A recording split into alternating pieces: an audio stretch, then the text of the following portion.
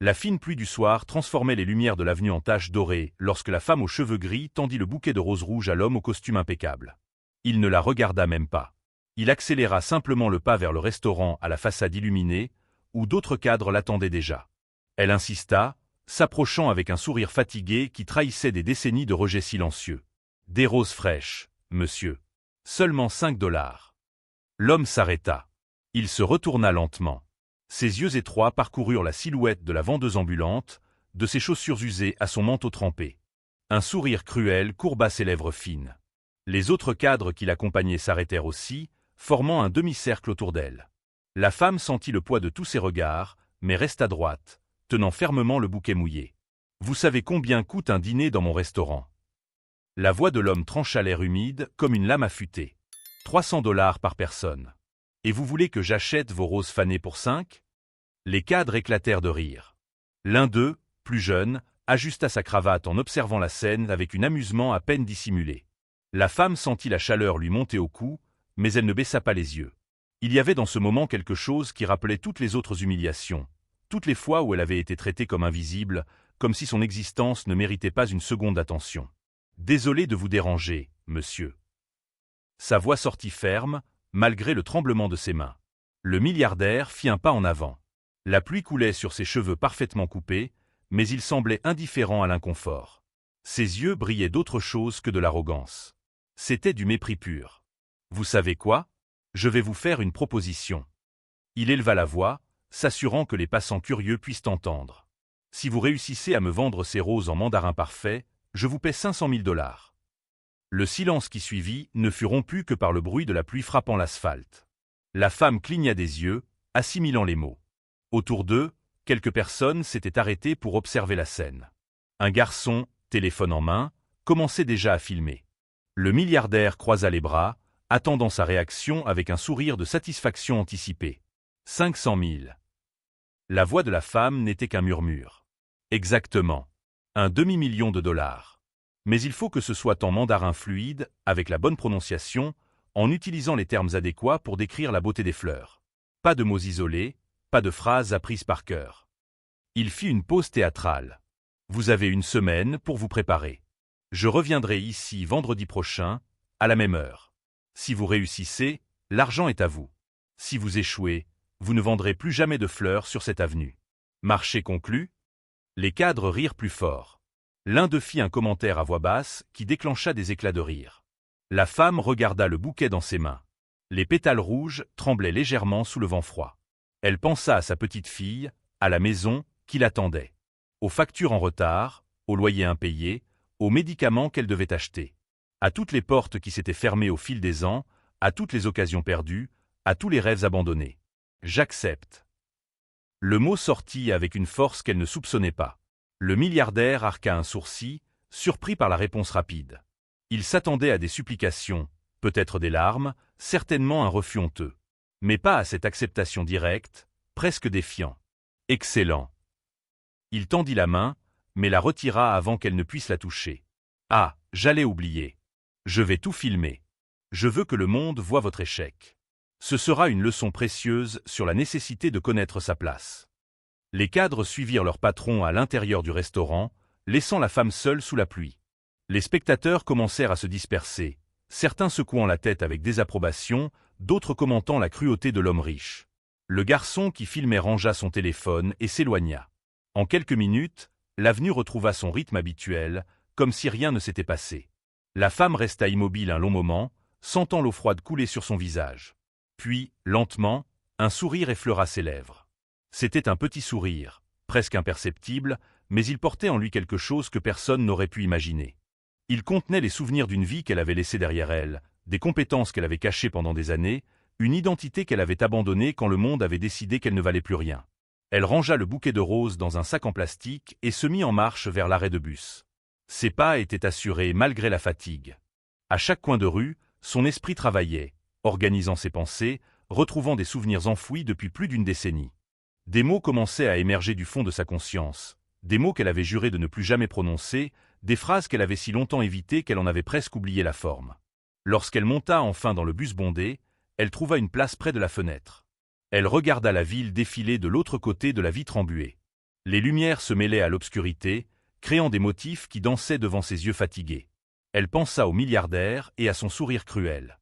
Elle pensa au pari absurde, à l'humiliation publique, à la certitude qu'il avait de sa défaite. Mais il y avait une chose qu'il ignorait. Quelque chose que personne sur cette avenue n'imaginait.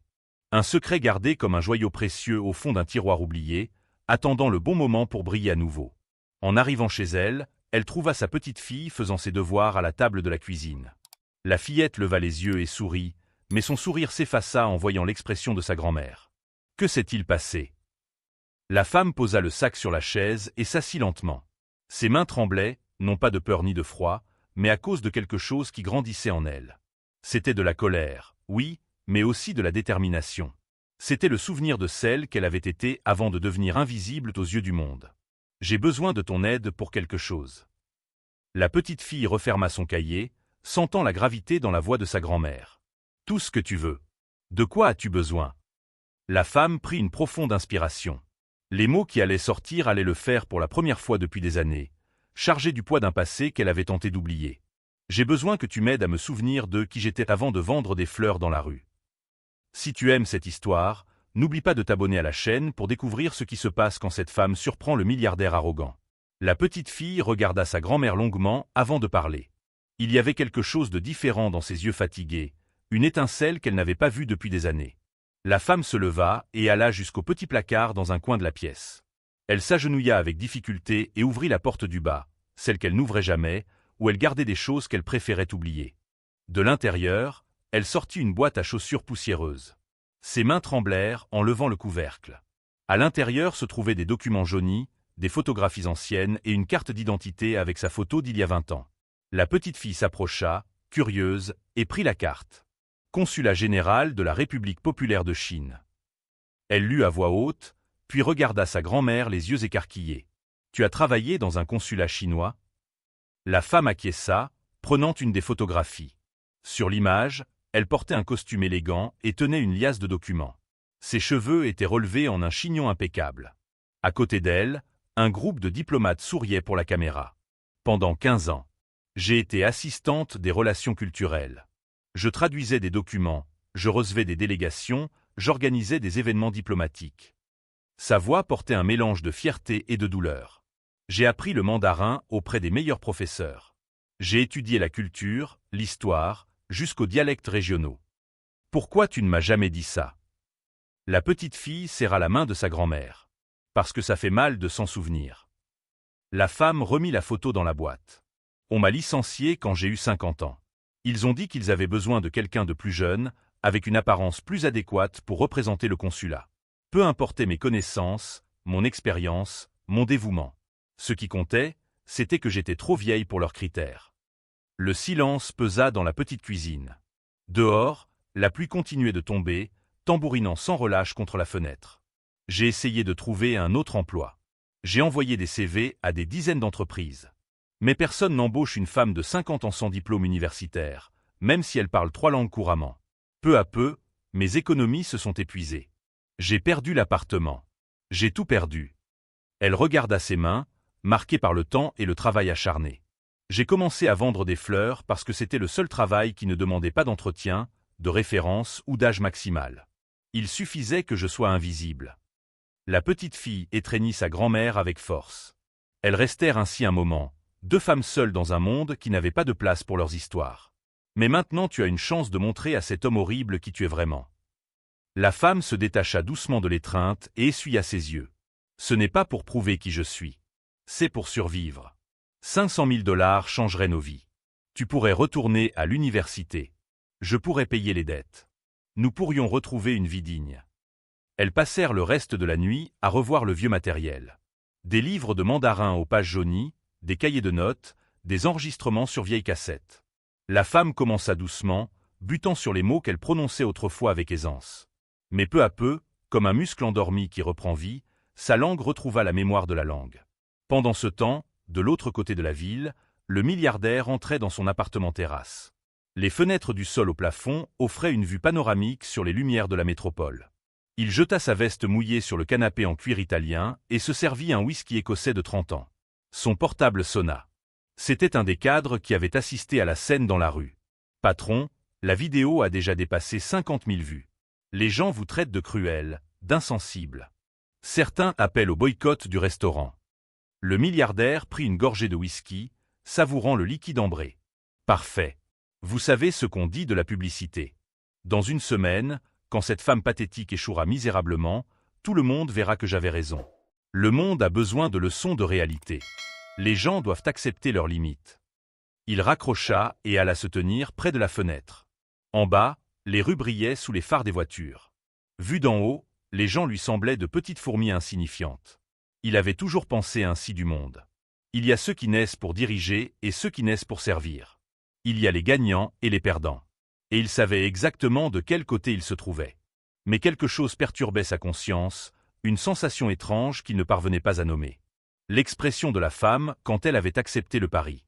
Il n'y avait pas de peur dans ses yeux. Il y avait autre chose. Quelque chose qui le rendait inquiet d'une façon qu'il ne savait expliquer. Il chassa cette pensée d'un autre trait de whisky. Le lendemain matin, la femme se réveilla avant l'aube.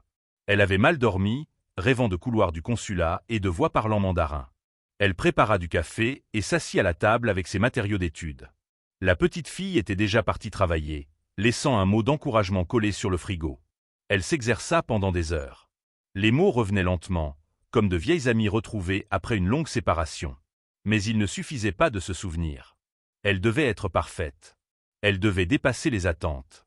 Elle devait transformer cette humiliation en triomphe. Vers midi, quelqu'un frappa à la porte. C'était une jeune femme aux traits orientaux, vêtue de manière chère mais discrète. Elle tenait un sac en papier. « Désolé de vous déranger. Je m'appelle. » Elle hésita. « Je suis venue à cause de la vidéo. Cet homme est mon père. » La femme resta paralysée sur le seuil.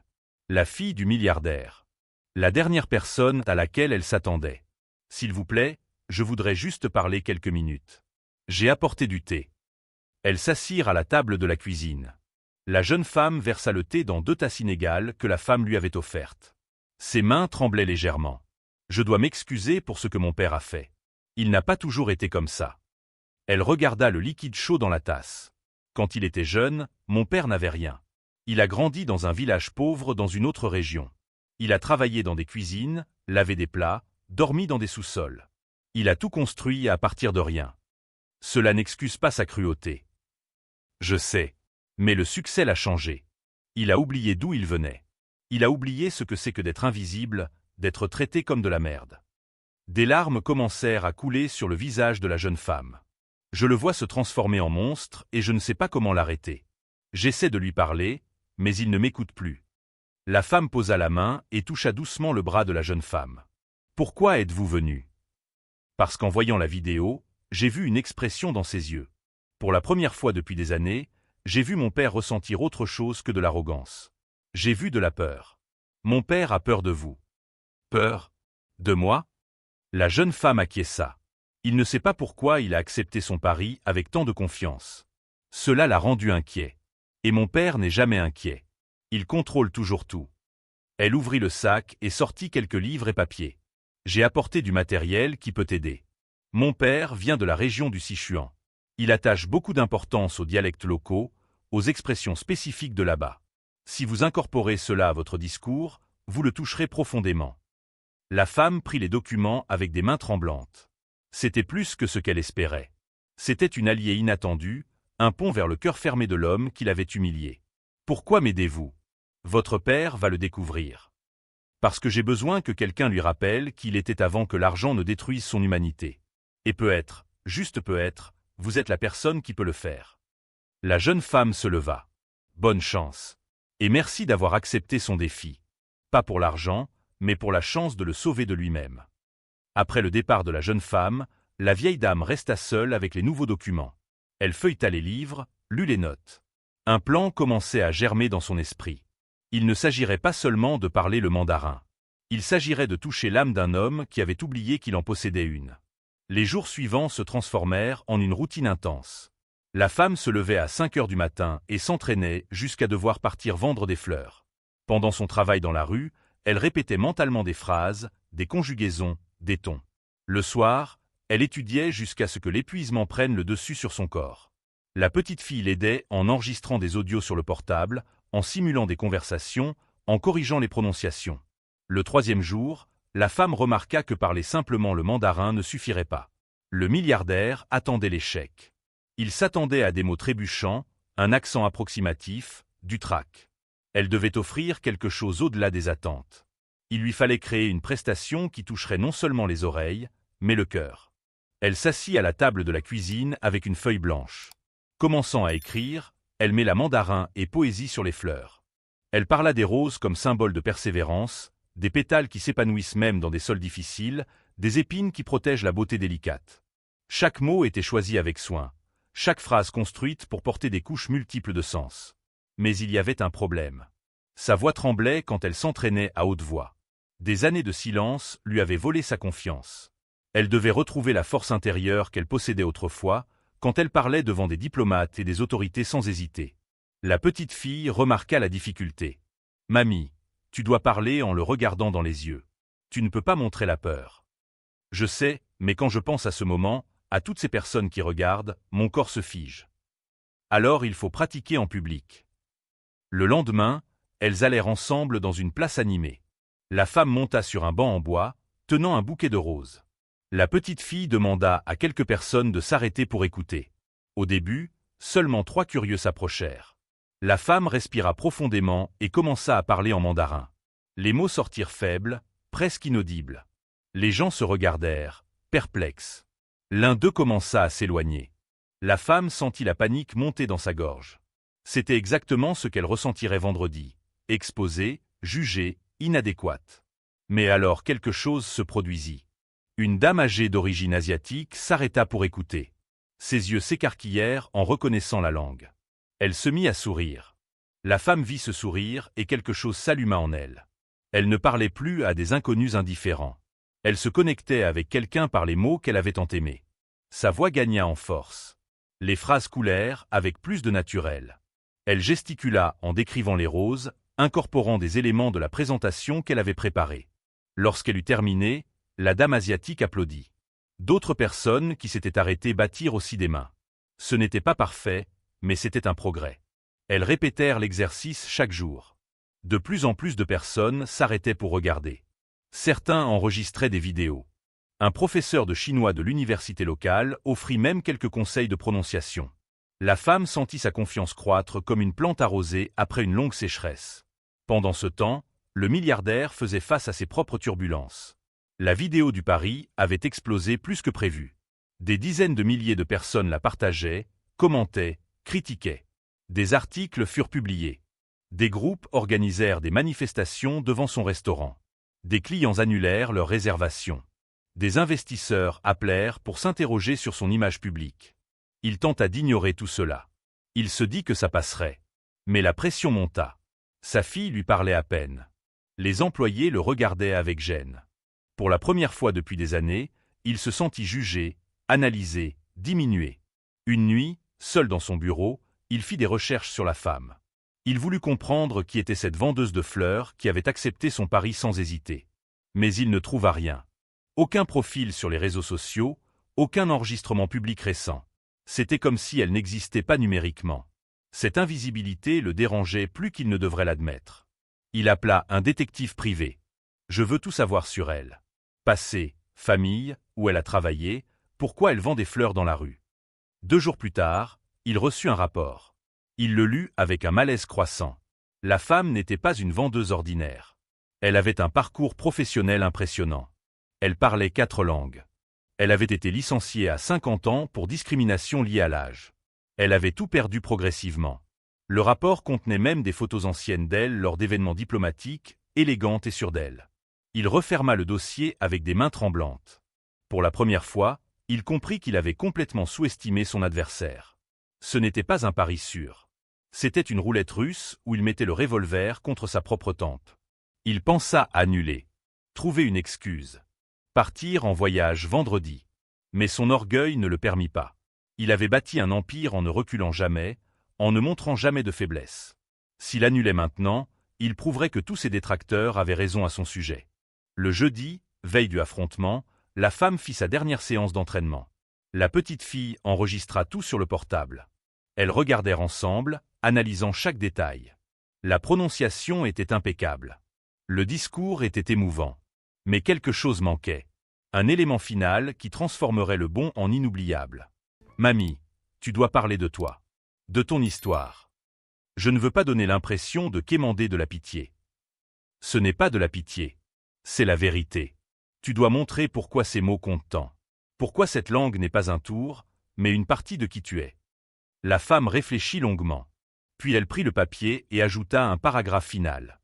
Ce n'était que quelques lignes, mais elles portaient des décennies de douleur, d'espoir et de résilience. Lorsqu'elle s'entraîna une dernière fois, des larmes coulèrent sur son visage. La petite fille pleura aussi. C'est parfait, mamie. Tu y arriveras. Cette nuit-là, la femme dormit à peine.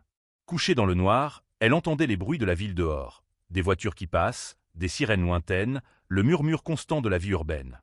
Elle pensa à toutes les nuits passées dans ce lit étroit, épuisée par la rue, inquiète à propos de l'argent, se sentant invisible et sans valeur. Demain serait différent. Demain elle serait vue. Écoutée. Reconnaissante. Ouais, must translate. Reconnaisse d'égal reconnu. Correction, reconnu. Mais il y avait aussi la peur. La peur d'échouer. La peur de confirmer les paroles cruelles du milliardaire. La peur qu'au final, elle ne soit vraiment pas à la hauteur. Elle se leva et alla à la fenêtre. La lune était cachée derrière les nuages. La rue en dessous était vide sauf quelques chats fouillant dans les poubelles. Elle posa la main sur la vitre froide et chuchota en mandarin. « Je suis plus que ce qu'il voit. Je l'ai toujours été. » Les mots résonnèrent dans le silence de la chambre. Elle répéta, cette fois plus fort. Puis encore plus fort, jusqu'à ce que les mots deviennent une affirmation, une déclaration de guerre contre tous ceux qui avaient essayé de l'effacer. La petite fille apparut à la porte, réveillée par la voix de sa grand-mère. « Tu vas bien ?» La femme se retourna. Ses yeux brillaient d'une détermination retrouvée. « Je suis prête. » Le vendredi matin, elle choisit ses plus beaux vêtements. Ils n'étaient pas élégants, mais propres et soignés. Elle coiffa ses cheveux gris avec soin. Mit du rouge à lèvres pour la première fois depuis des mois. Elle se regarda dans le miroir et ne vit plus la vendeuse invisible, mais la professionnelle compétente qu'elle avait été.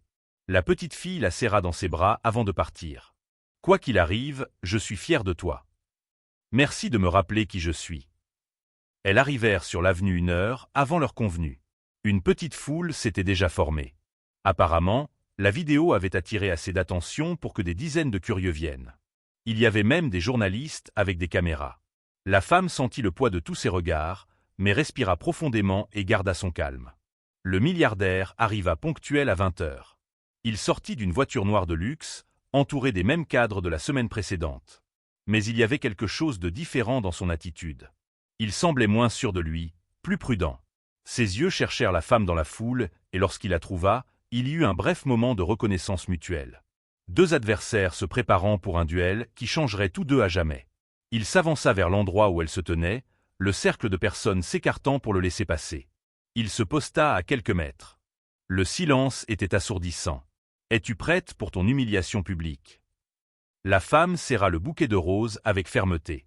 Elle le regarda droit dans les yeux, sans détourner le regard. « Je suis prête à vous surprendre. » Le milliardaire fit un large geste de la main, comme s'il présentait un spectacle. « Mesdames et messieurs, vous êtes venus assister à un moment éducatif. Cette femme a accepté un pari impossible. Voyons maintenant le résultat de l'ambition sans capacité. » Quelqu'un dans la foule cria une insulte. D'autres voix se joignirent pour la désapprobation. Mais il leva la main pour demander le silence. « Laissez-la essayer. Ce sera rapide. » La femme fit un pas en avant. Ses jambes tremblaient, mais elle força ses muscles à obéir. Elle serra le bouquet de roses contre sa poitrine et ferma les yeux une seconde, rassemblant le courage de 15 ans de silence. Lorsqu'elle rouvrit les yeux, quelque chose avait changé. Sa posture devint droite. Ses épaules se détendirent. L'expression sur son visage n'était plus celle d'une vendeuse humble, mais d'une professionnelle expérimentée sur le point de faire une présentation importante. Elle commença à parler. Les premiers mots en mandarin sortirent doux, presque musicaux. La foule se tut immédiatement. Le milliardaire plissa les yeux, surpris par la prononciation nette. Elle continua, sa voix gagnant en force et en confiance à chaque phrase.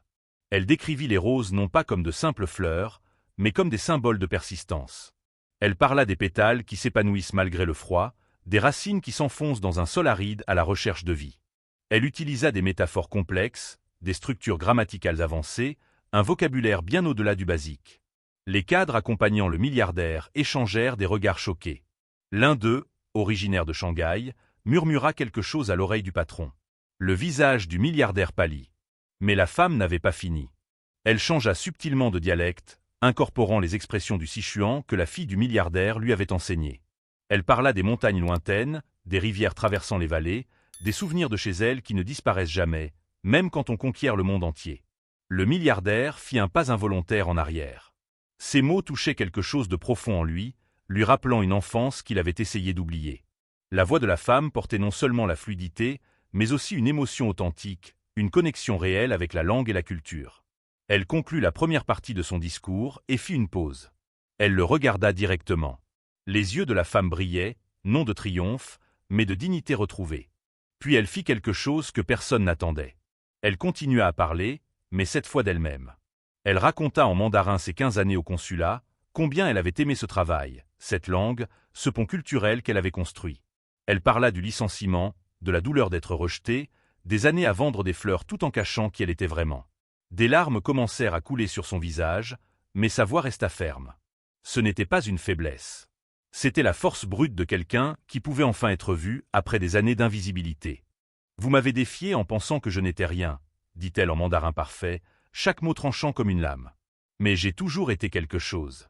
Je n'attendais que quelqu'un pour me permettre de m'en souvenir. » La foule explosa en applaudissements.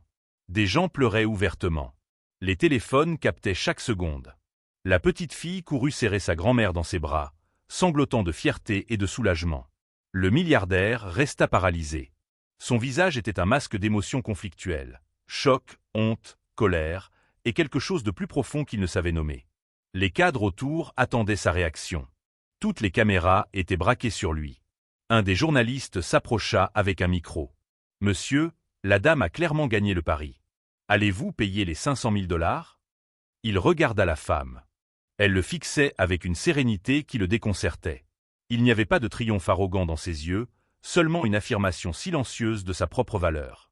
Il comprit, à cet instant dévastateur, qu'elle ne l'avait pas fait pour l'argent.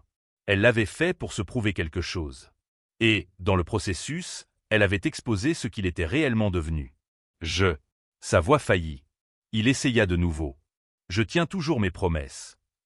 Il prit son téléphone et, la même, devant tous, transféra 500 000 $ sur le compte qu'elle avait fourni, les mains tremblantes. La foule regarda sur les écrans de leur téléphone, tandis que la transaction était confirmée. Mais lorsqu'il leva à nouveau les yeux, il n'éprouvait aucune satisfaction à effectuer le paiement. Il y avait seulement un vide grandissant. L'argent était sorti facilement de son compte. Ce n'étaient que des chiffres à l'écran. Mais quelque chose de bien plus précieux lui avait été arraché, l'illusion de supériorité qu'il entretenait depuis des années. La femme vérifia son téléphone et confirma la réception. Elle acquiesça une fois, un geste petit mais chargé de sens. « Merci de m'avoir rappelé ma valeur. » Elle commença à se retourner pour partir, la foule s'écartant comme pour une reine. Mais elle s'arrêta. Se retourna à nouveau vers le milliardaire. Avança jusqu'à lui et tendit une rose rouge. « Celle-ci est gratuite. Pour que vous vous en souveniez aussi. » Il prit la fleur avec des doigts engourdis. Il la contempla longuement tandis que la femme s'éloignait, serrée dans les bras de sa petite fille, entourée de personnes souhaitant la féliciter.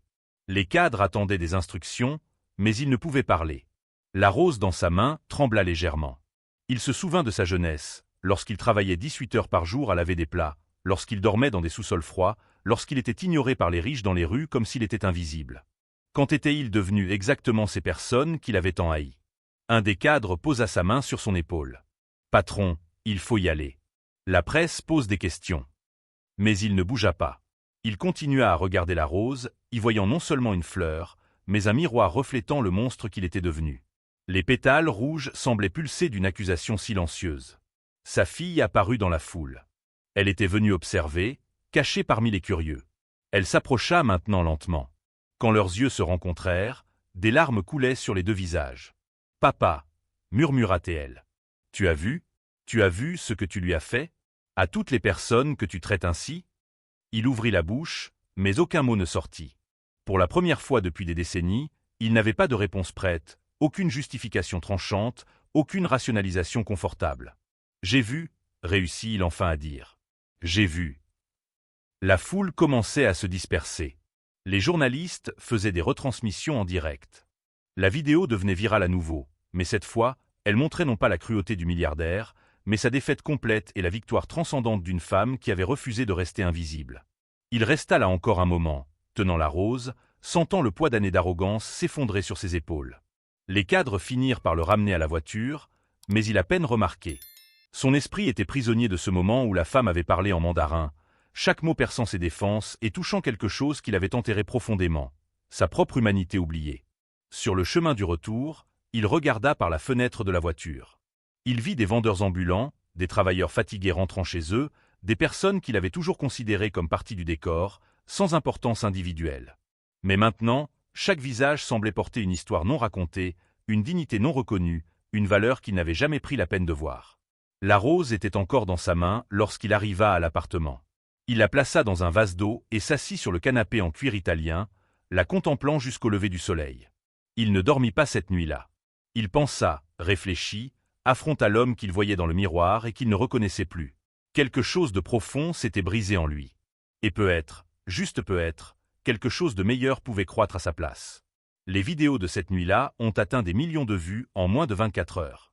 L'histoire s'est répandue sur tous les continents, traduite en des dizaines de langues.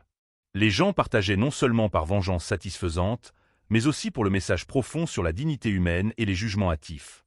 Le lendemain, la femme se réveilla pour découvrir que sa vie avait complètement changé. Le téléphone ne cessait de sonner. Des entreprises proposaient des emplois. Une maison d'édition voulait publier sa biographie. Une université l'invita à donner des conférences sur les langues et la culture. Des producteurs hollywoodiens envoyaient des messages pour les droits d'un film. Elle s'assit à la table de la cuisine, prenant son café, essayant de traiter cette avalanche d'attention. Sa petite fille lisait les messages à voix haute, chacun plus surprenant que le précédent. « Mamie, une entreprise de traduction offre 100 000 parts en plus avantages.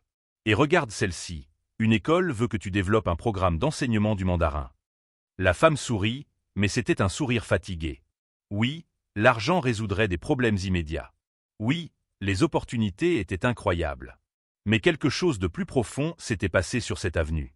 Elle avait récupéré non seulement une stabilité financière, mais quelque chose qu'aucune somme ne pouvait acheter. Le respect de soi que des années d'invisibilité avaient érodé. Je dois réfléchir à tout ça. Pour l'instant, je veux juste profiter de ce moment. Elles sortirent se promener dans le quartier.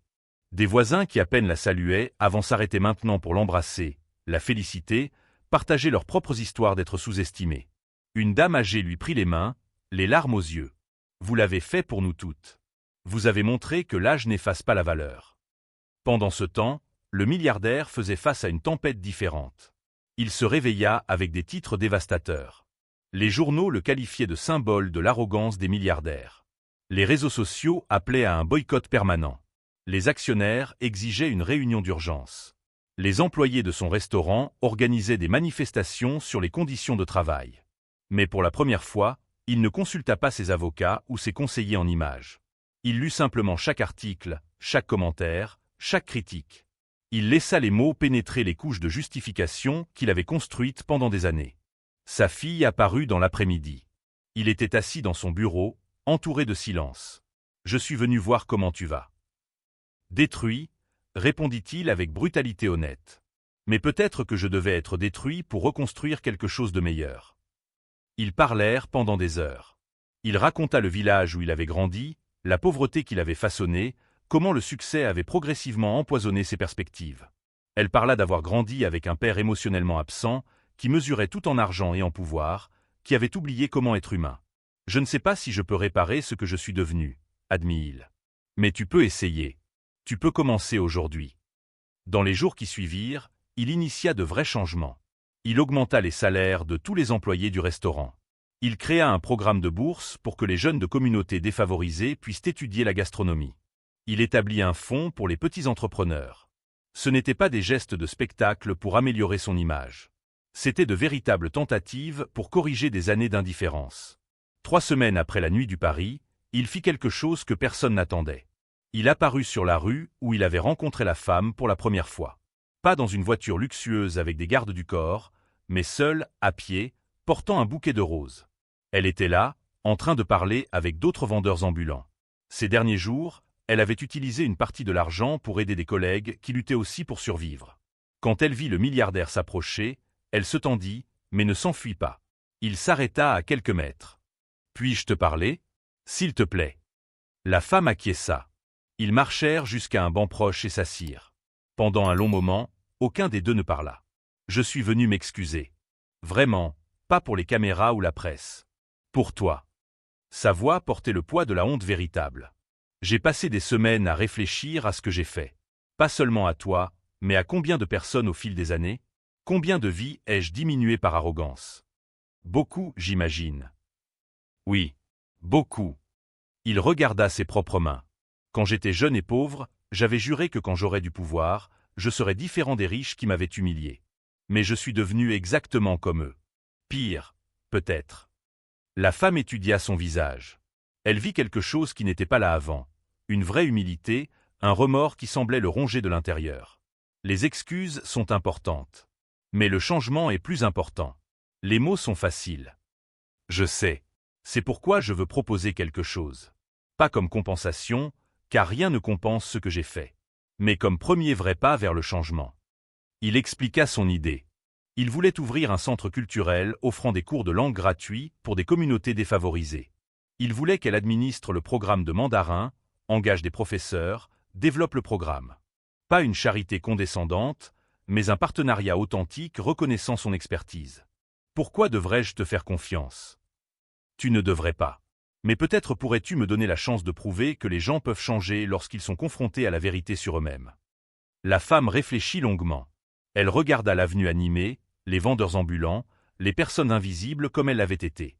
Elle pensa au pouvoir des secondes chances, à la possibilité de transformation. J'accepte. Mais selon mes conditions. Pas de récupération d'images. Pas de contrôle sur le programme. Tu fournis les ressources, je prends les décisions. Entièrement d'accord. Des mois plus tard, le centre culturel fonctionnait. Des dizaines d'élèves apprenaient le mandarin, l'espagnol, le français. La femme avait trouvé un but dépassant la simple survie. Elle construisait des ponts, ouvrait des portes, offrait à d'autres des opportunités qui lui avaient été refusées. Le milliardaire tint parole. Il finançait tout sans interférer, apparaissant occasionnellement juste pour observer les cours avec l'expression de quelqu'un qui redécouvre son humanité perdue. Ils ne devinrent pas amis proches. La blessure était trop profonde pour une guérison rapide. Mais ils développèrent un respect mutuel, reconnaissant chez l'autre la capacité de grandir au-delà des circonstances. Une nuit, après un cours particulièrement animé, la femme resta seule au centre à organiser le matériel. La fille du milliardaire apparut avec du thé. « Merci d'avoir donné une chance à mon père. » « J'ai donné une chance à la possibilité de changement. Je regarde s'il l'honorait. » Il essaie. Pour la première fois, il essaie vraiment. Elles burent le thé dans un silence confortable. Par la fenêtre, la ville brillait de milliers de lumières. Chaque lumière représentait une histoire, une vie, une personne avec une valeur intrinsèque qui ne dépendait pas de la reconnaissance extérieure. La femme pensa à son parcours. Du consulat à la rue, de l'invisibilité à la reconnaissance publique, de l'humiliation au triomphe. Mais elle réalisa que la véritable victoire n'était pas l'argent ni la vengeance.